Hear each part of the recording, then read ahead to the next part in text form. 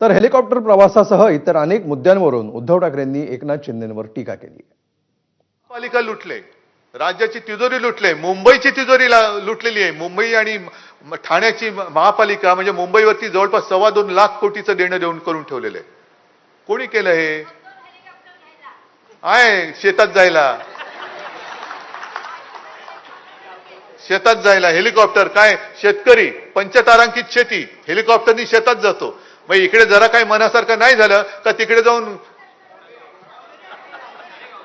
हेलिकॉप्टरने जातो, पण भाजी कापतो का रेडा कापतो माहिती नाही. भ्रष्टाचाराविरुद्ध येत्या सोमवारी आपण मोर्चा काढतोय आणि या मोर्चामध्ये मला अभिमान आहे की आपल्या सोबत इतर पक्ष सुद्धा आहे आणि विशेषतः मनसे सुद्धा आहे.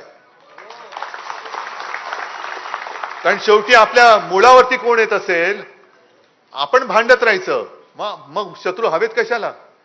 आपणच जर का आपले शत्रू होणार असू तर शत्रू आपल्याला बाहेरचे कशाला पाहिजेत? घरातले शत्रू आहेत ना.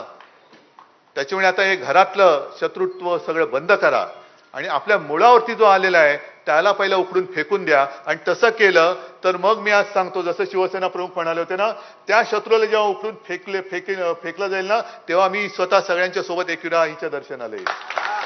मला वाटतं ठाणेकरांनी ठरवलं तर नक्की होईल. आणि ठाणेकरांनी एकदा ठरवलं की ते ठरवतात आणि तसं ते करतात.